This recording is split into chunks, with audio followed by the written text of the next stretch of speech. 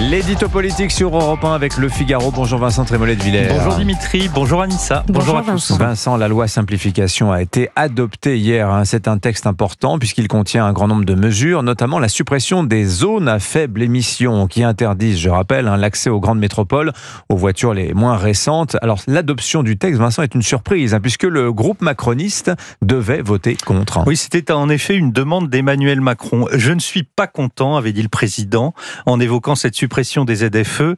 C'était à l'entendre remettre en cause son héritage écologique. C'est dans cette même interview que le chef de l'État avait parlé de lavage de cerveau sur les faits divers qui nous détourneraient des enjeux climatiques. Le drame de Nogent a tragiquement contredit sa théorie du fait divers et le vote d'hier a montré que la colère présidentielle n'impressionne même plus son propre camp. Gabriel Attal, en effet, avait décidé il y a quelques jours de demander à son groupe de voter contre cette loi, mais les troupes n'ont pas suivi et il faut dire que l'exigence était intenable. Il s'agissait de voter en tant que macroniste contre une loi macroniste. Tout cela parce que la droite y avait ajouté un élément très populaire, la suppression des ZFE. En quelque sorte, il fallait voter contre soi-même, contre les électeurs, mais avec la France insoumise, les écologistes et le Parti socialiste. On comprend qu'une grosse vingtaine de députés ait dit non et ça a suffi à faire basculer la majorité.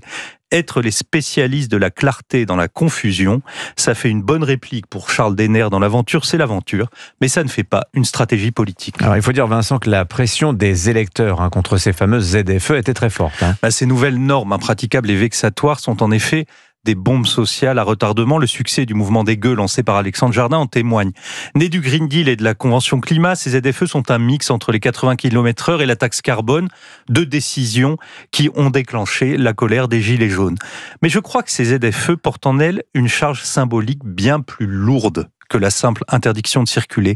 Elles sont la cristallisation physique d'une sécession des élites que l'on trouve finalement dans tous les domaines de l'existence, l'immobilier, l'école, les loisirs, la nourriture, le divertissement.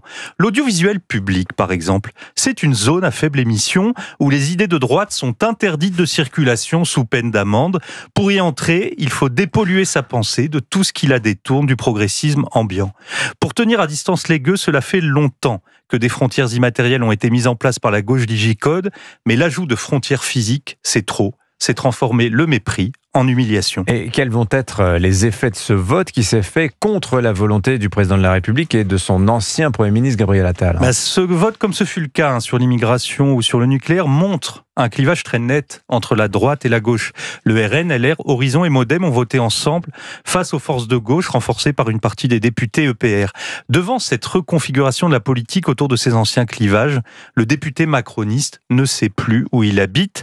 Il n'a face à lui qu'un horizon déprimant avec un bloc central qui rétrécit, des prétendants pour 2027 qui se multiplient, un président enfermé dans le déni et pour finir, un bilan en charpie.